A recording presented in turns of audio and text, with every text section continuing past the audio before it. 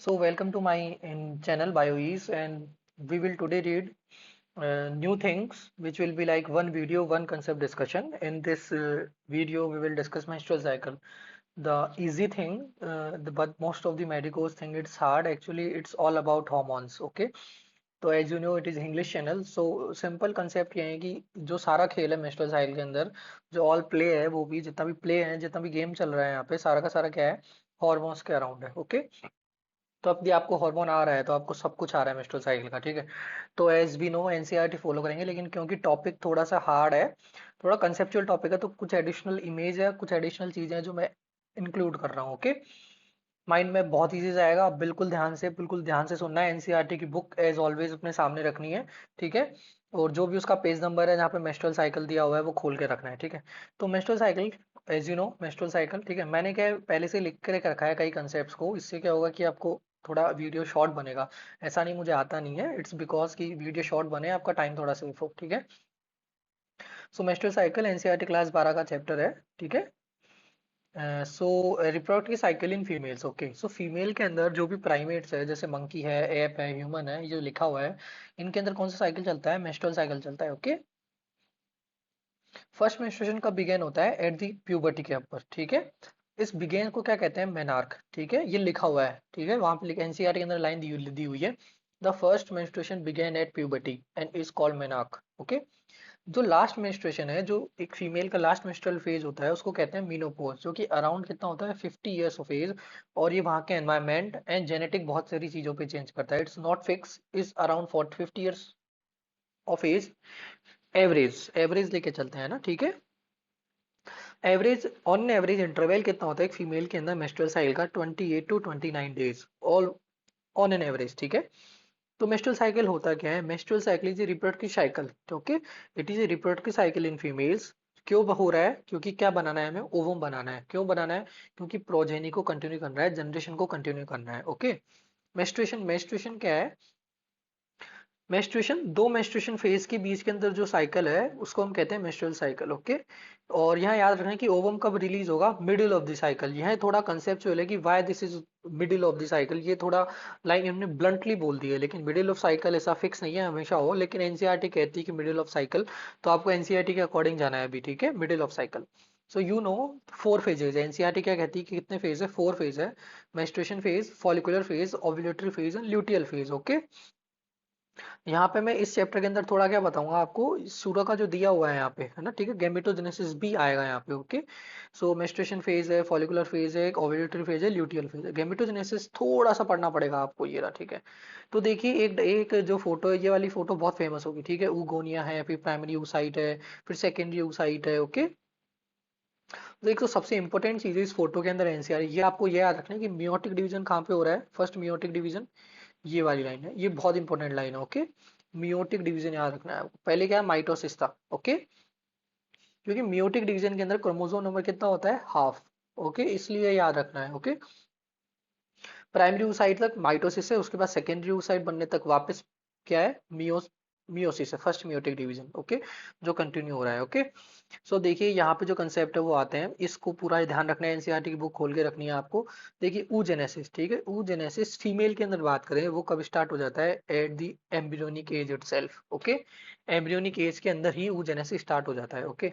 Millions of gamete होते हैं mother cell millions of gamete mother cell बोली तो वो सेल जो कि सारे के सारे मिलियंस गैमेट बना रही है। एक सेल है जो डोमिनेंट है ओके ऊगोनिया वाली सारे के सारी सेल्स वो बना रही है okay. So millions gamete mother cell जिसे हमने ऊगोनिया कहा वो फॉर्म्ड होती है within each foetal ovary ठीक है ना। No more oogonia added after birth okay. तो ऊगोनिया जो मिलियन गैमेट मदर सेल है वो होगी अराइज होगी फीटल ओवरी के अंदर। और इसने बोला है कि बर्थ के बाद में नहीं होगी वो यानी बर्थ से पहले पहले जो होना है एम्ब्रियोनिक लाइफ के अंदर जो होना है वो हो जाएगा। सेल डिवीजन स्टार्ट होगा इसके बाद एंटर करेगा किसमें प्रोफेज फर्स्ट ऑफ मियोटिक देखो ये लिखा हुआ है ये फर्स्ट डिवीजन कंप्लीटेड है ना ये कंप्लीटेड हुआ है एक्चुअली ये सेल डिवीजन होता है यहाँ पे सेल किस में अटक जाती है प्राइमरी फर्स्ट मियोटिक जब तक प्यूबर्टी आती है इसके पहले पहले तक यहाँ पे कहाँ किस फेज में अटक जाएगी यहाँ पे प्रोफेज फेज के अंदर ठीक है ओके। सो लिखा हुआ है कि फर्स्ट कहाँ पे अटक रही है यहाँ पे कहाँ पे हैंग हो रही है जाके ये हो रही है prophase first of meiotic cycle ठीक है। Prophase first of meiotic cycle okay. और इसको हमने क्या कहा है प्राइमरी यूसाइट ओके। ये प्राइमरी oocyte एक सराउंडेड होती है लेयर ऑफ ग्रेनुलोसा सोल। जैसे जैसे ग्रेनुलोसा सेल आती जाएगी लेयर की, उसको हम क्या कहेंगे, प्राइमरी oocyte को प्राइमरी फॉलिकल, ठीक है। और ये बहुत ज्यादा होती है फीमेल के अंदर। अराउंड नंबर भी दे रखा होगा आपकी एनसीईआरटी में, वो नंबर याद रखना है कि प्राइमरी फॉलिकल कितना है। ओके, जो दिया हुआ है आराम से, जो आप समझ सकते हैं। ओके, इसके बाद ही जाएगी नेक्स्ट। नेक्स्ट क्या है, प्राइमरी फॉलिकल स्टेप है कि प्राइमरी oocyte है, डायग्राम जो कि बाहर से नहीं हुआ है, और ये ग्रेनुलोसा सेल है। ओके, उसके बाद क्या हुआ, ये जो प्राइमरी फॉलिकल है, ये क्या होती है, मोर लेयर ऑफ एक एक लेयर आती जाएगी, और एक नई सेल इसमें अपीयर होगी, कौन सी, थीका सेल। ओके, इसको हमने कहा सेकेंडरी फॉलिकल। और सेकेंडरी फॉलिकल के बाद में इसमें फ्लूइड फ्लूइड आ जाएगा, फ्लूइड फ्लूइड की कैविटी आ जाएगी ना, फ्लूइड फिल्ड कैविटी हो जाएगी, उसको हमने कहा टर्शरी फॉलिकल। ठीक है, तो ये क्या है, टर्शरी फॉलिकल है। ठीक है, एक्चुअली ये टर्शरी फॉलिकल क्यों है, इसके अंदर को एनसीईआरटी की एक लाइन है कि टर्शरी फॉलिकल के बाद में जोना पेलिसुडा भी आती है। आप यदि एनसीईआरटी लाइन पढ़ेंगे तो secondary oocyte forms a new membrane called zona pellucida secondary oocyte है ये वाला, ये प्राइमरी oocyte के बाद सेकेंडरी oocyte बना।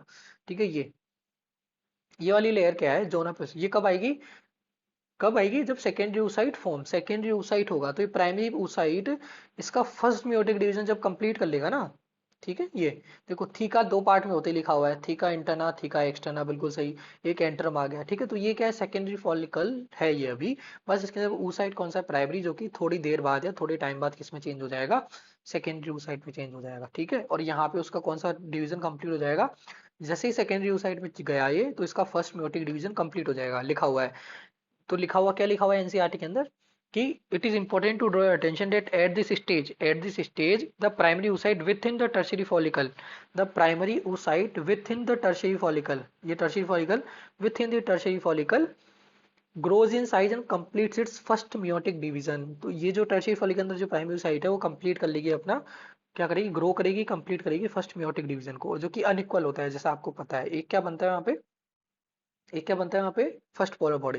तो देखिए ये प्राइमरी oocyte है। ठीक है, अब ये जैसे सेकेंडरी oocyte में चेंज हुई तो एक फर्स्ट पोलर बॉडी बन गई। ठीक है, अब सेकेंडरी oocyte के अंदर है क्या, टर्शियरी फॉलिकल बोल सकते हो आप इसको। ठीक है, ठीक है, ये मैच्योर फॉलिकल हुई, ये फॉलिकल वापस मैच्योर हुई, उसको हमने क्या नाम दिया, एक प्राइमरी के बाद सेकेंडरी हुई, सेकेंडरी के बाद जो बनी उसको हमने क्या नाम दिया, मैच्योर फॉलिकल या ग्राफियन फॉलिकल। ठीक है, ग्राफियन फॉलिकल बोला।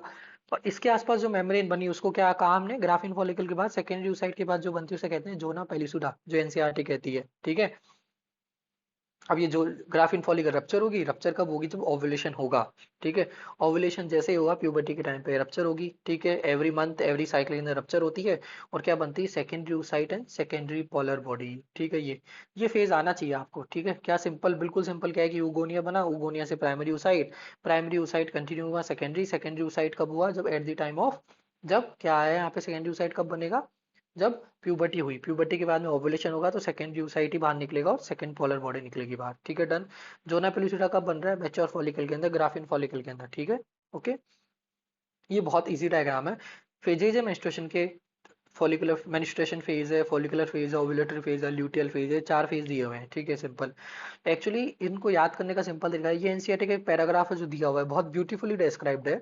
इसको हम सिंप्लीफाई करते हैं थोड़ा। ओके, ये देखो, एक तो ये जो डायग्राम है बहुत याद होना चाहिए। देखो एक्चुअली क्या होता है, हाइपोथैलेमस एक हार्मोन निकालता है, गोनेडोट्रोपिन रिलीजिंग हार्मोन। ठीक है, हाइपोथैलेमस का काम ही होता है कंट्रोल करना पिट्यूटरी के हार्मोन को। तो एंटीरियर पिट्यूटरी से दो हार्मोन निकलते हैं, luteinizing hormone, follicular stimulating hormone. इनका नाम ही दिया हुआ है, जो ये काम करते हैं उस बेस पे, है ना, जो ये वर्क कर रहे हैं। फॉलिकुलर स्टिमुलेटिंग हार्मोन का क्या मतलब है, ये फॉलिकल को स्टिमुलेट करता है। ल्यूटिनाइजिंग हार्मोन का फंक्शन क्या है, ल्यूटिनाइजेशन करवाता है। ल्यूटिनाइजेशन मतलब जो ल्यूटिनेशन हो चुका है उसको स्टेबल करवाएगा। ओके, ओवरीज पे जाएगा और ओवरीज के बदले में एल एस्ट्रोजन निकलेगा, और एफएसएससी का निकलेगा इंटर्न, प्रोजेस्टेरोन निकलेगा। Okay, simple. ये नेगेटिव फीडबैक होता है, कहीं जगह पॉजिटिव फीडबैक होता है। ये हायर क्लास में देखना है कि कैसे पॉजिटिव हो रहा है, कैसे नेगेटिव हो रहा है। ठीक है, देखो मेंस्ट्रुएशन फेज किस चीज पे डिपेंड होकर है, देखो सबसे पहले देखो कि मेंस्ट्रुएशन फेज हो क्यों रहा है। मेंस्ट्रुएशन फेज का मतलब है शेड हो रहा है। ठीक है, शेड क्यों हो रहा है, कुछ सपोर्ट नहीं है, आपका मकान कब गिरता है, जब उसमें सपोर्ट नहीं लगा हो। सेम यहाँ पे मेंस्ट्रुअल साइकिल के अंदर एंडोमेट्रियम क्यों शेड हो रही है, एंडोमेट्रियम क्या होती है, इनर लेयर, यूटेरस की इनर लेयर होती है, वो शेड क्यों हो रही है, क्योंकि उसको सपोर्ट नहीं हो। सपोर्ट किसका था, इसके पहले कौन सपोर्ट कर रहा था, वो हार्मोन था, कौन सा, प्रोजेस्टेरोन। ठीक है, अभी आप पूरा समझेंगे लेकिन एक बार देख लीजिए, ओवरऑल देख लीजिए, जहाँ से क्वेश्चन आते हैं। तो मेंस्ट्रुएशन क्यों हुआ, due to lack of progesterone. 3 से 5 डेज होता है नॉर्मली फीमेल के अंदर, फॉलिकुलर फेज जो कि 5 से 14 डेज तक रहेगा, ठीक है, वो होता है एस्ट्रोजन का। फॉलिक्यूल डेवलप, फॉलिकल क्या होती है, डेवलप होती है ड्यू टू एस्ट्रोजन, ठीक है। ओव्यूलेटरी आपको पता है बहुत फेमस है, सबको याद रहता है, एलएच सर्च के कारण ओव्यूलेशन फेज होता है। और दूसरा है ल्यूटियल फेज। ल्यूटियल फेज कब होता है, कौन से कारण होता है, ड्यू टू प्रोजेस्टेरोन हार्मोन कारण, ओके। मेन हार्मोन है, ल्यूटियल फेज चल क्यों रहा है, प्रोजेस्टेरोन के कारण, ओके। अब देखो प्राइमरी फॉलिकल से आपकी एनसीईआरटी की प्राइमरी फॉलिकल को सपोर्ट कौन कर रहा है, FSH LH, okay. Graafian follicle बनी, एलएच सर्ज हुआ, उसके बाद ओवम निकला, ओवम के बाद एलएच कंटिन्यू सपोर्ट कर रहा है, कॉर्पस ल्यूटियम बना, ओके। अब देखो हम बात करते हैं, ये वाला डायग्राम है, ये आपको बहुत इजी डायग्राम, बिल्कुल आज के बाद कभी नहीं भूलोगे आप, ठीक है, इतना इजी डायग्राम है, बिल्कुल समझना है। देखो एक एक स्टेप में जाते हैं, हम एक एक चीज समझते हैं। हाइपोथैलेमस ने क्या किया, जीएनआरएस निकाला, क्या, गोनेडोट्रोपिन रिलीजिंग हार्मोन, वहां से गोनेडोट्रोपिन रिलीजिंग हार्मोन निकला, वो एंटी पिट्यूटरी पे गया, और क्या निकला, एफएसएस। एफएसएस का क्या मतलब बताया था मैंने, फॉलिकल स्टिमुलेटिंग हार्मोन, मतलब ये फॉलिकल को स्टिमुलेट करेगा, ठीक है। और जो फॉलिकल है अभी जो स्टिमुलेट हो रही है, जो बन रही है, उसको एट्रीशिया, एट्रीशिया मतलब एंड होने से भी रोकेगा, ठीक है।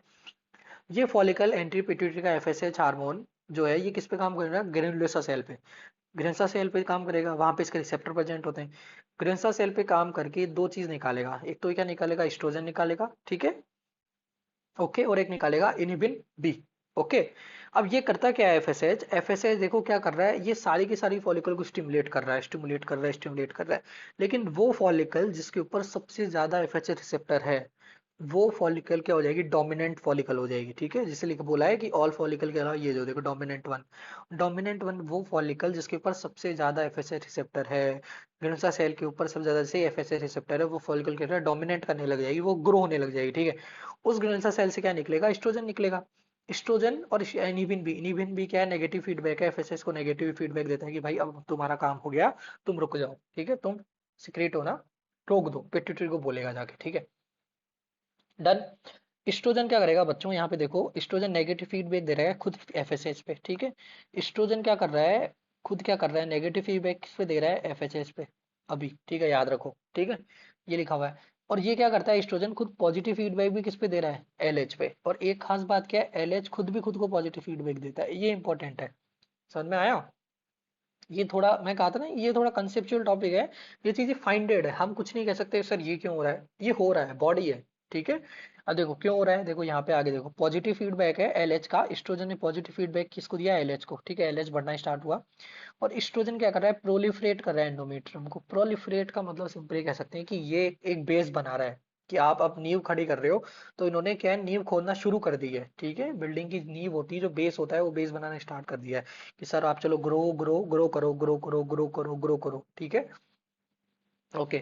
एलएच खुद पॉजिटिव फीडबैक दे रहा है, और एलएच खुद का सिक्रेशन बढ़ाएगा, एलएच एलएच बढ़ते बढ़ते बढ़ते किस फेज में चल जाओगे आप, एलएच सर्ज वाले फेज में। जैसे एलएच सर्ज हुआ, मियोसिस फर्स्ट रिज्यूम हुआ, मियोसिस फर्स्ट रिज्यूम हुआ, ठीक है। और ओवुलेशन क्या हुआ, प्राइमरी oocyte से सेकेंडरी oocyte हुआ, ठीक है, ओवुलेशन कंप्लीट हुआ, ठीक है। अब ओवुलेशन कंप्लीट हुआ, इस फेज को क्या कहेंगे, फॉलिकुलर फेज। फॉलिकुलर फेज मतलब कौन डोमिनेट कर रहे हैं यहाँ पे, फॉलिकल, ठीक है। और इसको हम प्रोलिफरेटिव फेज भी कहते हैं। प्रोलिफरेट मतलब एंडोमेट्रियम ग्रो कर रही है, ग्रो कर रही है, लेकिन अब ये बेस है, बेस ग्रो कर रहा है, ग्रो कर रहा है, ठीक है, सपोर्ट कुछ नहीं है इसके पास, बस ये ग्रो कर रहा है, ठीक है। ऐसा ऐसा कहते हैं कंपनी ग्रो कर रही है, ग्रो कर रही है, लेकिन उसका बेस ही स्ट्रांग नहीं है, ठीक है। इसके अलावा एलएच क्या करेगा, थीका सेल पे काम करेगा। देखो यहाँ पे देखो, आप देखोगे ना एक डायग्राम, देखो ये वाला, देखो यहाँ पे देखो ग्रो कर रही है, ठीक है, ग्रो कर रही है, ग्रो कर रही है, ये देखो ग्रो कर रही है, ग्रो कर रही है, लेकिन सबसे ज्यादा ग्रो कहाँ करेगी, ये देखो यहाँ पे, यहाँ पे बहुत अच्छी देखो ब्लड वेसल जा रही है, न्यूट्रिएंट्स जा रहे हैं अच्छा, तो इसलिए यहाँ पे क्या है, ये ग्रो बहुत अच्छा कर रही है, ठीक है। यहाँ पे ओनली प्रोलिफरेट कर रही है, ठीक है, लेकिन सपोर्ट इतना बढ़िया नहीं है। सपोर्ट किसमें ज्यादा होता है, सिक्रेटरी फेज में सपोर्ट क्या होता है, बहुत बढ़िया होता है, मैक्सिमम सपोर्ट होता है, ठीक है। इसलिए देखो आगे जाओ, आप आगे चलते हैं, ठीक है। थीका सेल पे काम किया इसने, थीका सेल ने क्या किया, थीका सेल एंड्रोजन भी निकाल रहा है, जो लिखा हुआ है androgen at granular cell and adipose tissue पे जाएगा, वो भी इंटर्न क्या बढ़ाएगा, एस्ट्रोजन को बढ़ाएगा, ठीक है। कोई मतलब नहीं है, एक्स ऑन ग्रेनुलर सेल पे भी करके एस्ट्रोजन को बढ़ा रहा है, ठीक है। अब देखें यहाँ पे आइए आप, ठीक है, एस्ट्रोजन बढ़ रहा है, ठीक है। अब देखो यहाँ पे जैसे जैसे आप ये जो है ना, जो फॉलिकल, ये जो फॉलिकल है, ये डेट 14 पे बनी, ठीक है। कॉर्पस ल्यूटियम बना, सेकेंड ल्यूसाइड का काम साइड में, कॉर्पस ल्यूटियम जो बनी, जो बची हुई ल्यूटियम है, कॉर्पस ल्यूटियम, जैसे यहाँ पे देखो, ये डायग्राम है ये वाला, ठीक है, ये वाला देखो, ये ओवुलेशन हो गया, और ये जो बचा हुआ पार्ट है, ये वाला पार्ट, ये क्या है, कॉर्पस ल्यूटियम, ठीक है, समझ में आया। ये कॉर्पस ल्यूटियम ग्रो कर रही है, ग्रो कर रही है, ठीक है। कब तक ग्रो करेगी, डे तो 14 से लेकर के डे 22 तक, ओके, या डे कितना है 22 तक ग्रो करेगी under influence of luteinizing hormone. Luteinising का मतलब ही इसीलिए क्या दिया हुआ है, क्योंकि कॉर्पस ल्यूटियम ल्यूटियम को सपोर्ट करे, इसलिए क्या हुआ इसको ल्यूटिनेशन हार्मोन हुआ। क्या इन डे 14 से डे 22 पे ग्रो ग्रो करते करते ये प्रोजेस्टेरोन हार्मोन को सिक्रेट कर रही है, ठीक है, ओके। प्रोजेस्टेरोन सिक्रेट करी जा रही है, एस्ट्रोजन भी सिक्रेट कर रही है, और इनिबिन ए भी सिक्रेट कर रही है, ठीक है, ओके। पहले यहाँ कहता है इनिबिन बी, अब क्या कर रही है इनिबिन ए। इनिबिन ए और एस्ट्रोजन जैसे जैसे बढ़ते जा रहे हैं, ये एफएचएस पे क्या कर रहे हैं, नेगेटिव जा रहे हैं। जैसे मैंने बोला था ना, एस्ट्रोजन और इनिबिन ए बढ़ रहा है तो एफएचएस को कम करे जा रहे हैं, ठीक है।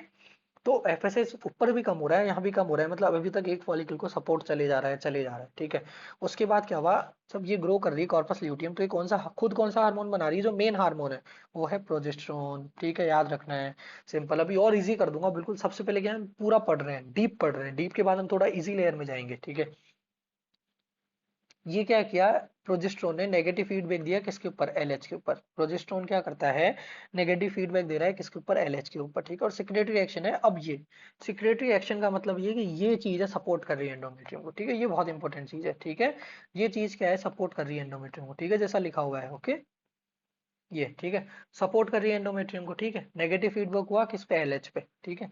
अब जैसे ही एलएच पे नेगेटिव फीडबैक हुआ, ये वाला, ठीक है, इतना हुआ, इसके बाद ये कॉर्पस ल्यूटियम धीरे धीरे धीरे धीरे डीजनरेट कर रही है, ठीक है। एलएच सर्च कंप्लीट हो गया, नेगेटिव फीडबैक कोई काम का नहीं है। एलएच प्रोजेस्टेरोन मेन हार्मोन है, कब, आफ्टर ओव्यूलेशन कौन सा हार्मोन मेन है, प्रोजेस्टेरोन।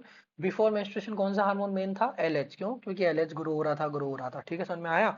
तो ओव्यूलेशन के पहले एलएच क्या है, मेन हार्मोन। ओव्यूलेशन के बाद कौन सा मेन हार्मोन है, प्रोजेस्टेरोन। इसलिए मैंने बोला था, क्या बोला था यहाँ पे, कि बिफोर ओव्यूलेशन कौन सा हार्मोन है, एस्ट्रोजन। आफ्टर मेंस्ट्रुएशन कौन सा हार्मोन है, ओव्यूलेशन आफ्टर मेंस्ट्रुएशन, ओव्यूलेशन कौन सा हार्मोन है, प्रोजेस्टेरोन, समझ में आया, ठीक है। इसको सिक्रेटरी फेज भी कहते हैं, क्योंकि प्रोजेस्टेरोन सिक्रेट कर रहा है, कौन सिक्रेट कर रहा है, कॉर्पस ल्यूटियम, ठीक है। अब देखो, जैसे जैसे कॉर्पस ल्यूटियम डे 22 पे सपोर्ट खत्म हो जाएगा, डे 22 पे सपोर्ट कौन कर रहा है, एलएच। एलएच ही तो सपोर्ट कर रहा था, अब यहाँ पे लेकिन प्रोजेस्टेरोन एलएच पे नेगेटिव फीडबैक दे रहा है। तो एलएच, क्योंकि एलएच का सपोर्ट खत्म हो रहा है कॉर्पस ल्यूटियम पे, जैसे ही कॉर्पस ल्यूटियम पे एलएच का सपोर्ट खत्म हुआ है, डीजनरेट होना स्टार्ट हो जाएगी, एंड होना स्टार्ट हो जाएगी। एंड जैसे ही स्टार्ट हुआ, कॉर्पस ल्यूटियम ही नहीं है, अब तो प्रोजेस्टेरोन नहीं आएगा। जैसे ही प्रोजेस्टेरोन नहीं आया, तो सपोर्ट गया किसका, एंडोमेट्रियम का सपोर्ट ही गया। एंडोमेट्रियम ने क्या किया, ये डायग्राम, ये ग्राफ देखिए, एंडोमेट्रियम कर क्या रही है यहाँ पे, मेंस्ट्रुएशन के अंदर एंडोमेट्रियम क्या कर रही है, सपोर्ट कर रही है। ये देखिए, आर्टरी दे रही है, वेन दे रही है, न्यूट्रिएंट्स दे रही है ग्रो करने के लिए। आपके पास न्यूट्रिएंट्स है, आपके एंडोमेट्रियम बहुत अच्छी तरह ग्रो करेगी, बिल्कुल इजीली ग्रो करेगी, बिल्कुल इजीली ग्रो ग्रो करते करते एकदम से प्रोजेस्टेरोन ही एकदम से खत्म हो गया। जैसे ही प्रोजेस्टेरोन खत्म हो गया, तो एंडोमेट्रियम देख रही कि भाई मेरे पास तो न्यूट्रिशन ही नहीं है, न्यूट्रिशन नहीं, तो मैं क्या करूं, अब तो वो एकदम से शेड हो जाएगी, ठीक है। जो जो क्वेश्चन आता है, जो नीट यूजी के अंदर मोस्ट कॉमन, कि मेंस्ट्रुएशन होता क्या है, रीजन क्या है, क्योंकि प्रोजेस्टेरोन एंड हो चुका है, क्योंकि सपोर्ट एंड हो चुका है, ठीक है। इसके अलावा कॉर्पस ल्यूटियम खुद क्या कर रही है, एस्ट्रोजन, एस्ट्रोजन भी कम हो गया। भाई कॉर्पस ल्यूटियम एस्ट्रोजन बढ़ा रही थी, जैसे मैंने बताया था, ठीक है, इनिबिन है तो खत्म हो गया एस्ट्रोजन, और इनिबिन भी खत्म हो गया, ठीक है। जैसे ही एस्ट्रोजन इनिबिन सब कम हुआ, तो एफएसएच बढ़ गया। जैसे ही एफएसएच पे नेगेटिव फीडबैक गया, एफएसएच फिर क्या करेगी नेक्स्ट साइकिल के अंदर, वो ही सेम फेज एफएसएच क्या करेगी, ग्रो करेगी, ठीक है। सेम, समझ में आया, इजी, सिंपल, बहुत इजी, ठीक है। और इजी करता हूँ इसको मैं, बहुत इजी और, ठीक है। तो डे फर्स्ट से लेकर के डे 14 के बीच में क्या हुआ, आप देखो, एफएसएच आया, ठीक है, एंटी पिट्यूटरी से उसने ग्रेनुलर सेल को कहा भाई कि रिलीज कर एस्ट्रोजन। एस्ट्रोजन ने एफएचएस को खुद को तो नेगेटिव फीडबैक दे दिया, लेकिन ये काम करके चल गया, काम करके क्या चल गया, एक फॉलिकल को स्टिमुलेट करके उससे एस्ट्रोजन निकाल रहा है। वो कह रहा है कि भाई प्रोलिफरेट हो, एंडोमेट्रियम बढ़ो बढ़ो बढ़ो, ग्रो करो। लेकिन इतना न्यूट्रिएंट नहीं है अभी, ग्रो करेगी, थोड़ा सा ग्रो करेगी, ठीक है। और ये क्या करेगा, इसके टर्न में एस्ट्रोजन क्या करेगा, एलएच सर्च करवाएगा। एस्ट्रोजन क्या कर रहा है, एलएच को बोल रहा है भाई ग्रो हो ग्रो हो ग्रो हो ग्रो हो, ऐसे, ठीक है, बिल्कुल। इसलिए एनसीईआरटी में आप लाइन भी पढ़ रहे होंगे, जो आपके टीचर वीचर सब बताते रहते हैं, ठीक है। ग्रो ग्रो ग्रो ग्रो, ठीक है, ग्रो होने का ये रीजन है एक, ओके, मेन, ठीक है। इसलिए आपके बोलते भी क्या बोलते हैं, क्या बोला जाता है क्लास नोट्स के अंदर, कि एलएच, एलएच सर्ज होने के 14 से 24 घंटे तक, बिफोर 14 टू 24 आवर क्या होता है, एस्ट्रोजन पीक करता है, आपको बोला होगा। और ओव्यूलेशन के 12 टू 20 आवर पे एलएच सर्ज हो रहा है, ठीक है। पीक कब कर रहा है एलएच, देखो एक ग्राफ बताते हैं, देखो ये वाला एक ग्राफ समझाता हूँ मैं आपको यहाँ पे, ठीक है। ये वाला देखो, ये वाला ग्राफ है, ये हुआ एक, और इसके बाद ये वाला ग्राफ देखो यहाँ पे, ठीक है, ये वाला ग्राफ, ठीक है। Time interval between estrogen peak to LH peak, ये एस्ट्रोजन का पीक है, ये एलएच का पीक है। एलएच की पीक और एस्ट्रोजन के पीक के बारे में याद रखना, पीक के बारे में कितना घंटे हैं, 14 टू 24 आवर्स, ठीक है। और यहाँ पे कहीं ओवुलेशन हो रहा है, ठीक है। तो एल एच पीक और ओवुलेशन के बीच में कितना है 12 to 24। एल एच सर्ज का मतलब होता है राइजिंग, सर्ज मतलब होता है राइज, और राइज का टाइम ये है, ठीक है ओके। तो एल एच सर्ज किससे इनिशिएट हुआ, मैंने बताया एस्ट्रोजन से, जैसा मैंने यहाँ बोला है कि एल एच सर्ज किससे हुआ, एस्ट्रोजन से। देखिए पहला question solve, L H surge क्यों हो रहा है, एस्ट्रोजन से हो रहा है, ठीक है। एल एच सर्ज किससे मेंटेन हो रहा है, बहुत एस्ट्रोजन से भी मेंटेन हो रहा है, प्रोजेस्ट्रॉन से मेंटेन हो रहा है, ये लाइन लिखी हुई है, ये लिखी हुई नहीं है आपके एनसीईआरटी के अंदर, लेकिन प्रोजेस्टेरोन सर्ज भी थोड़ा सा होता है, small amount of progesterone has positive effect, ठीक है। Small amount of progesterone ovulation से पहले निकलता है at the time of LH surge, ठीक है। ये जो ग्राफ है जो दिया हुआ है यहाँ पे देखो, ये दिया हुआ है, इस ग्राफ में हल्का सा देखो एफएचएलएस के अलावा ये जो प्रोजेस्टेरोन है हल्का सा राइज करता है यहाँ पे, ठीक है। जो ओरिजिनल ग्राफ है वो क्या कहता है कि ये ऐसे हल्का सा डिप करेगा, ठीक है, ऊपर की तरफ, ठीक है, ओवुलेशन से पहले। सेम, तो सेम लाइन, ठीक है। Before ovulation there is LH and FSH surge, बिल्कुल एलएच का सर्च हो रहा है, एफएसएच सर्च हो रहा है, ठीक है। और मियोसिस फर्स्ट कब रिज्यूम हो रहा है, ड्यू टू एलएच सर्च, सही है बिल्कुल। तो एक जो लाइन बोलते हैं कि ovulation is initiated by FSH, बिल्कुल सही, एफएचए स्टिमुलेट कर रहा है फॉलिकल, ठीक है ओके। एलएच सर्ज होने के लिए कितना चाहिए एस्ट्रोजन, भाई बोल सकते हैं कि आप एलएच सर्ज होने के लिए एस्ट्रोजन कितना चाहिए, 200 पिकोग्राम, ठीक है। जो आपके नहीं आएगा लेकिन मैंने फिर भी बता दिया, 48 आवर्स के लिए चाहिए होता है, ठीक है। तो एलएच सर्ज और ओवुलेशन के बीच में देखो, एलएच सर्ज, ये जो क्वेश्चन है ये एलएच सर्ज है यहाँ पे, तो एलएच सर्ज और ओवुलेशन के बीच में कितना टाइम होता है, 32 to 36 आवर्स, ओके डन। समझ में आया इतना, आई होप। एक बार आप देखना इसको, एक बार समझ में नहीं आएगा तो थोड़ा टाइम लगेगा लेकिन हो जाएगा, ओके। तो और इजी करता हूँ, डे वन पे क्या हुआ है, एफएसएच आया, ग्रंसा सेल से रिलीज हुआ एस्ट्रोजन, ठीक है। तो समझ में आया एस्ट्रोजन, तो एलएच सर्ज इनिशिएट किससे हुआ, एस्ट्रोजन से, पहला क्वेश्चन खत्म, ठीक है। एलएच सर्ज मेंटेन किससे हुआ, एस्ट्रोजन प्रोजेस्टेरोन दोनों से, ठीक है डन, ठीक है। ओवुलेशन के पहले एलएच सर्ज भी हुआ, एफएसएच सर्ज भी हुआ, लेकिन सपोर्ट कौन कर रहा है यहाँ पे, एलएच सर्ज कर रहा है, ठीक है। ओवुलेशन क्यों हो रहा है, due to only LH surge के कारण, ओवुलेशन ओनली किसके कारण होता है, ovulation due to LH surge only, ठीक है, ये याद रखना, ठीक है। और ये क्वेश्चन है जो कंफ्यूज करते हैं आपको, ठीक है। और मियोसिस फर्स्ट क्यों रिज्यूम हुआ, क्योंकि एलएच सर्च, ठीक है। तो डे 14 तक हुआ, उसके बाद क्या हुआ, डे 14 से डे 22, ये वाला जो फेज है डे 14 से 22, कॉर्पस ल्यूटियम ने आराम से ग्रो किया, जैसे जैसे कॉर्पस ल्यूटियम क्या करे, प्रोजेस्टेरोन बढ़ता जा रहा है, जो कि मेन हार्मोन है, वो सिक्रेटरी एक्शन करेगा, वो क्या करेगा, प्रोलिफरेट करवाएगा, प्रोलिफरेट के बाद क्या करेगा, उसके अंदर क्या आएगा कि भाई ब्लड वेसल जा रही है, वेन वेन जा रही है, बिल्कुल न्यूट्रिएंट बिल्कुल फुल हो जाएंगे, तो एंडोमेट्रियम फुल फुल अपनी फुल कैपेसिटी के अंदर होगी, ठीक है। एलएच का हो जाएगा, एलएच कम होना स्टार्ट होगा, एस्ट्रोजन, एस्ट्रोजन इनहिबिन भी क्या हो रहा है धीरे धीरे, जैसे ही वो आया, कॉर्पस ल्यूटियम आ रहा है तो बढ़ रहा है धीरे धीरे, ठीक है। एस्ट्रोजन शुरू का फेज है, एस्ट्रोजन क्या हो रहा है, बढ़ रहा है, प्रोजेस्टेरोन बढ़ रहा है, इनहिबिन क्या हो रहा है, ये सब बढ़ रहा है, ठीक है। ये सब इन तीनों ने क्या किया, एफएसएस पे क्या करना, नेगेटिव स्टेप डालना स्टार्ट कर दिया, ठीक है। तो ovulation due to LH surge only, secretory action है, डिक्रीज एलएच है, अब सारा का सारा ऐसे ऐसे चलता जाएगा, ठीक है। जैसे ही कॉर्पस ल्यूटियम खत्म होना स्टार्ट हुई, जैसे ही यहाँ पे कॉर्पस ल्यूटियम खत्म होना स्टार्ट हुई, ठीक है, ये सारी की सारी कॉर्पस ल्यूटियम जैसे खत्म होना स्टार्ट हुई, क्या हुआ, प्रोजेस्टेरोन कम हुआ, प्रोजेस्टेरोन कम हुआ तो सपोर्ट लॉस्ट हो गया। तो डे वन है, जो डे वन से डे 14 है, ये क्या होता है, फॉलिकुलर फेज होता है, देखो वापस बोला हूं, फॉलिकुलर फेज का हार्मोन कौन सा है, थोड़ा इसको आप स्पीड स्लो करके समझ लीजिएगा।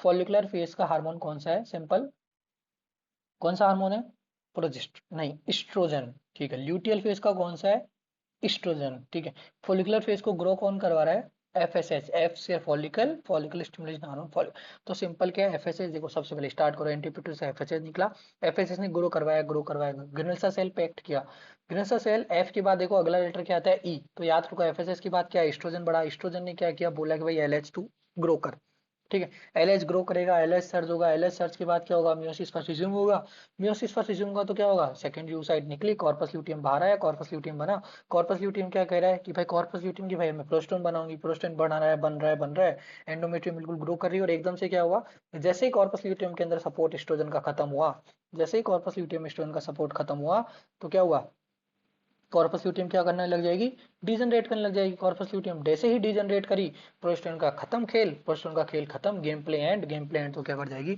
एंडोमेट्रियम शेड कर जाएगी, बिल्कुल सही है, यही ग्राफ है, ये समझाना चाह रहा है कि देखो, सबसे पहले क्या बोला कि एलएच सर्ज हो रहा है, देखिए बिल्कुल, ओवुलेशन से जस्ट पहले एलएच सर्ज हो रहा है, ये मैच्योर फॉलिकल डेवलप होते होते होते ओवुलेशन यहाँ हुआ, ओवुलेशन के बाद क्या हुआ, कॉर्पस ल्यूटियम डेवलप हुई, रिग्रेस कर जाएगी कुछ दिनों बाद में, ठीक है। ये देखा एंडोमेट्रियम पे ग्रो हो रही है, यहाँ पे फुल पावर में ग्रो हो रही है, मतलब इसलिए याद रखना है, प्रोस्टोन क्या करता है, वीनस प्रोस्टोन न्यूट्रिएंट प्रोवाइड करवा रहा है, ठीक है। देखो प्रोस्टोन देखो, आप ग्राफ में भी देखो, मैंने बताया था ये सेकंड फेज के अंदर कौन सा हार्मोन प्रीडोमिनेंट है, प्रोजेस्टेरोन, फर्स्ट में कौन सा है, एस्ट्रोजन, ओके। ये ग्राफ बहुत ईजी है, चिपका लो इसको सामने, ठीक है। आगे खत्म। अब देखो इसके अंदर एक चीज जो याद रखनी है कि ऑलवेज याद रखो जी, सेकंड ये जो फर्स्ट फेज है, जो फर्स्ट वाला, ये वेरी करता है। फॉलिकुलर फेज ऑलवेज वेरी, ठीक है, हमेशा फिक्स नहीं होता है। जबकि ल्यूटियल फेज होता है फिक्स। फिक्स कितना होता है? ऑलवेज एंड ऑलवेज 14 डेज का। ठीक है। तो कोई आपसे बोले कि आपकी कोई फीमेल फ्रेंड हो, वो बोले कि भाई मेरा साइकिल कितना है भाई, 26 डेज का, कि चलो बताओ आपका ओवुलेशन कितने दिन का हो रहा है, ठीक है, ओवुलेशन मेरा कौन से दिन का, तो आप क्या बताएंगे? उसका जो एवरेज ड्यूरेशन ऑफ साइकिल है, इसमें से क्या करोगे आप, 14 माइनस कर दो तो डे 12 क्या है उसका? ओव्यूलेटरी साइकिल है, ठीक है। आई होप थोड़ा फास्ट हो गया, मुझे पता है थोड़ा कंसेप्चुअल टॉपिक है, लेकिन आई होप समझ में आ गया होगा। यदि अब भी कोई डाउट बच रहा है तो आप कमेंट सेक्शन में डाल सकते हैं, मैं कमेंट सेक्शन में जाके रिप्लाई कर दूंगा आपको। Okay. Thank you. Please like, subscribe and share.